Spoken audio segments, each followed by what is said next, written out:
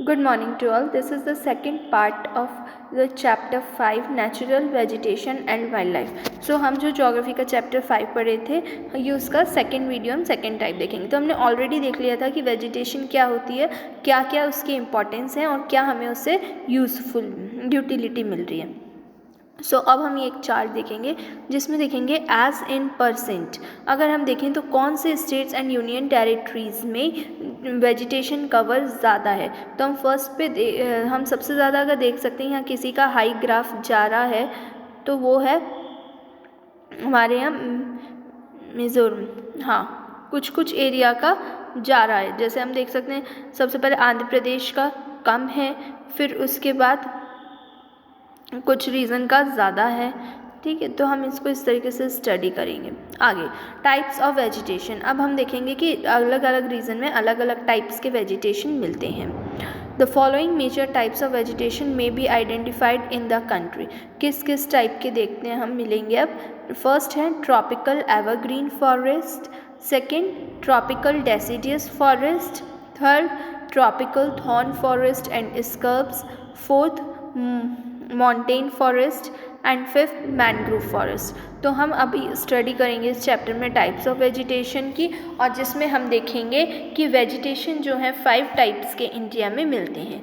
First हम discuss करेंगे tropical evergreen forest.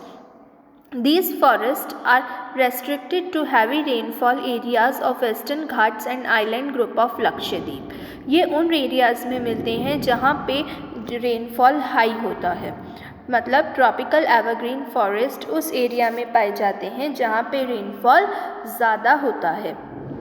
कौन कौन से रीज़न है. वेस्टर्न घाट वाला रीज़न है और लक्षद्वीप आइलैंड का कुछ रीज़न है. Andaman and Nicobar upper parts of Assam and Tamil Nadu, और कुछ रीज़न है अंडमान निकोबार का, असम का और तमिलनाडु का. They are at their best in areas having more than 200 centimetre of rainfall. यह उन एरियाज़ में होते हैं जहाँ की रेनफॉल 200 सेंटीमीटर से ज़्यादा होती है. With a short dry season, और शॉर्ट ड्राई सीजन होता है मतलब थोड़े से दिनों के लिए कई बार रेनफॉल नहीं भी होती. The trees reach great height up to 60 metres और इवन अबव. और क्योंकि रेनफॉल ज़्यादा होती है और सॉइल फर्टाइल होती है तो इसलिए यहाँ पे जो ट्रीज़ होते हैं उनकी हाइट 60 मीटर्स से भी हाई होती है कई बार. Since the region is warm and wet throughout the year, और ये सीज़न ज़्यादा, ये यहाँ पे जो प्लेसेस होते हैं ज़्यादातर पूरे साल के लिए गर्म और वेट यानी कि नमी वाले होते हैं. मतलब बरसात यहाँ पे रेनफॉल पूरे साल होती है लगभग.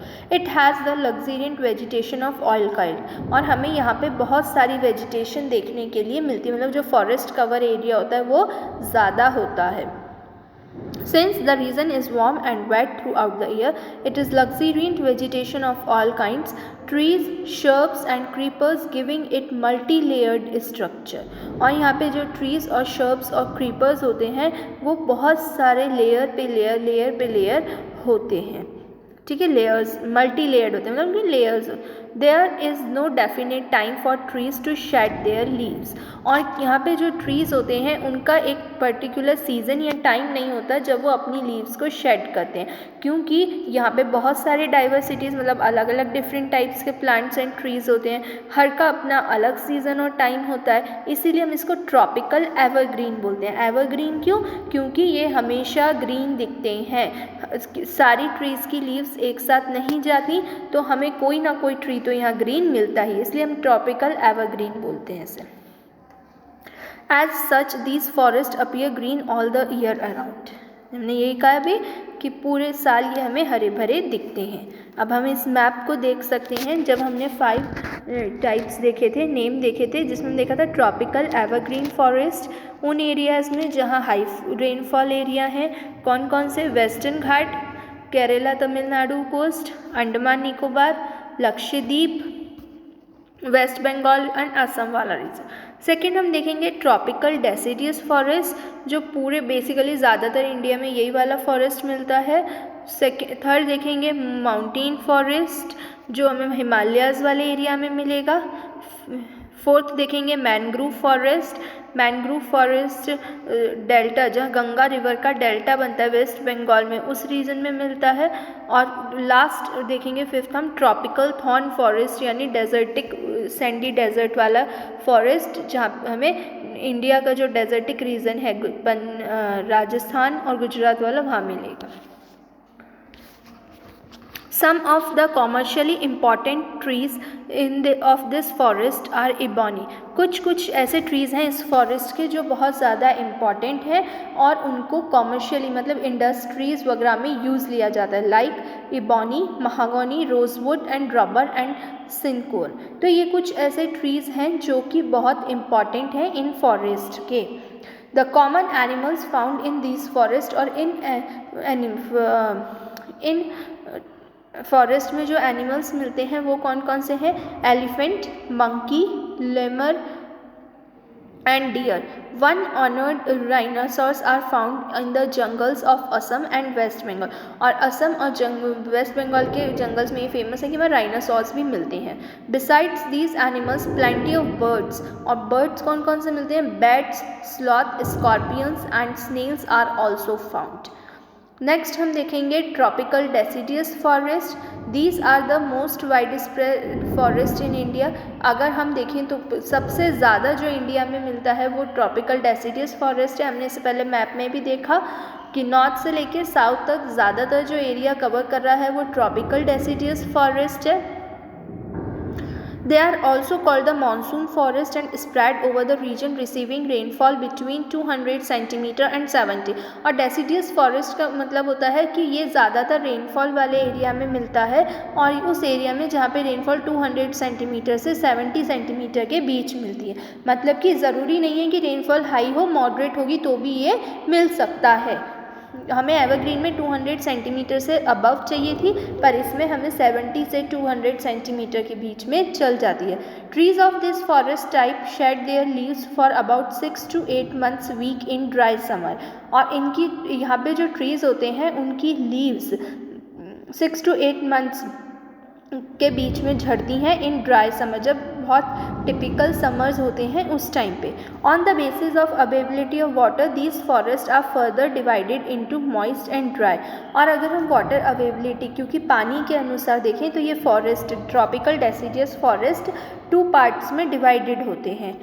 वन इज़ मॉइस्ट और अदर इज़ ड्राई डेसिडियस। एक मॉइस्ट और एक ड्राई डेसिडियस, मतलब एक थोड़े गीले ज़्यादा रेनफॉल वाले डेसिडियस और एक कम रेनफॉल वाले डेसिडियस।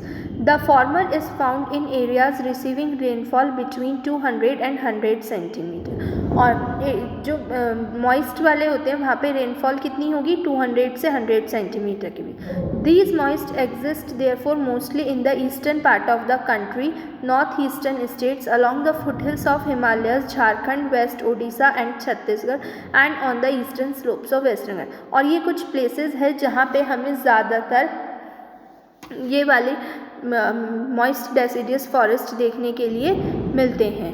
नॉर्थ ईस्टर्न स्टेट्स हैं, foothills of Himalaya, Jharkhand, West Orissa, Chhattisgarh and eastern slope and Western Ghats. Teak is the most dominant species of this forest. और यहाँ पे टीक सबसे ज़्यादा मिलता है। अदर जो मिलते हैं वो हैं बम्बू, साल, शीशम, sandalwood, Kher, Kusum, Arjun and mulberry. ये कुछ प्लांट्स हैं, इंपॉर्टेंट जो ट्रीज़ हैं यहाँ मिलते हैं मॉइस्ट डेसिडियस में। नेक्स्ट हम देखेंगे the dry deciduous forest are found in the areas of rainfall 100 centimetre to 70 centimetre. तो हम इसका जैसा नाम देखेंगे कि ये ड्राई डेसिडियस है, तो यहाँ पे रेनफॉल मॉइस्ट डेसिडियस से भी कम होती है, दैट इज़ 100 सेंटीमीटर से 70 सेंटीमीटर के बीच। These forest are found in the rare parts of the peninsular plateau. ये कुछ पेनिनसुलर प्लेटो के पार्ट्स में मिलता है।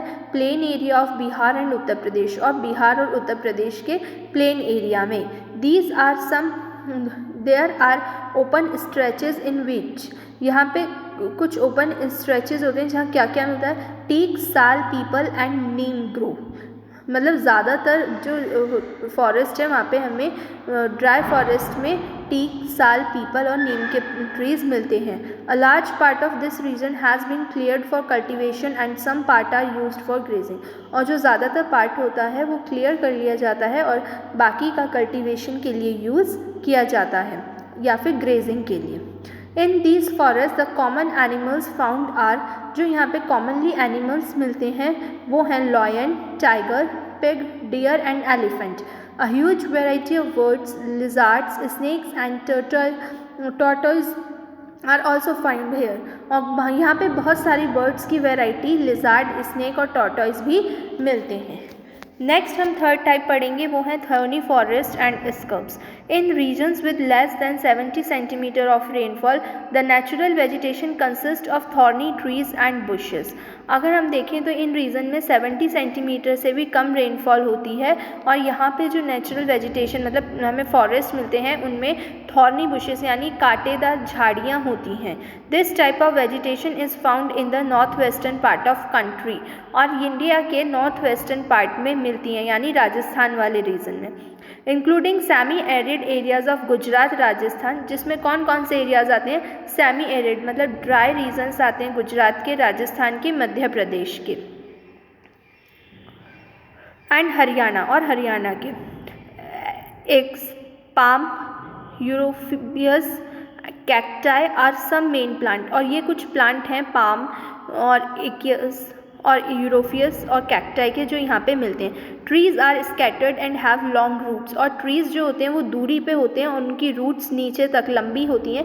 पैनिट्रेटिंग deep into the soil in order to get moisture. तो इससे क्या होता है, क्योंकि यहाँ कोई उनके पास वाटर बॉडी नहीं होती और इनकी रूट्स नीचे, ये ग्रो क्यों कर पाते हैं, जिंदा क्यों रह पाते हैं, क्योंकि इनकी रूट्स लंबी होती हैं जो नीचे तक जा पाती हैं, जिससे ये ग्राउंड वाटर की हेल्प से जिंदा रह पाते हैं। The streams are swollen to conserve water, और स्टैम्स जो होती हैं वो इनकी ऐसी होती हैं जिनमें से वाटर का इवेपोरेशन कम होता है। Leaves are mostly thick and small to minimise, जो लीव्स होती हैं वो मोटी होती हैं और छोटी होती हैं। These forest give way to thorn forest and scrubs in arid areas, और यहाँ जो ये फॉरेस्ट ज़्यादातर एरिड एरियाज में मिलते हैं। In these forest the common animals are, इन जो थॉर्नी फॉरेस्ट होते हैं यानी डेजर्टिक फॉरेस्ट, ये सैंडी सॉइल में मिलते हैं, और यहाँ पे जो कॉमनली एनिमल्स मिलते हैं वो कौन से हैं, rats, mice, rabbit, fox, wolf, tiger, lion, wild ass, horses and camels. तो ये कुछ एनिमल्स हैं जो यहाँ मिलते हैं। अब हम 3 टाइप्स डिस्कस कर लिए, 2 बचे हैं जिसे हम नेक्स्ट वीडियो में डिस्कस करेंगे।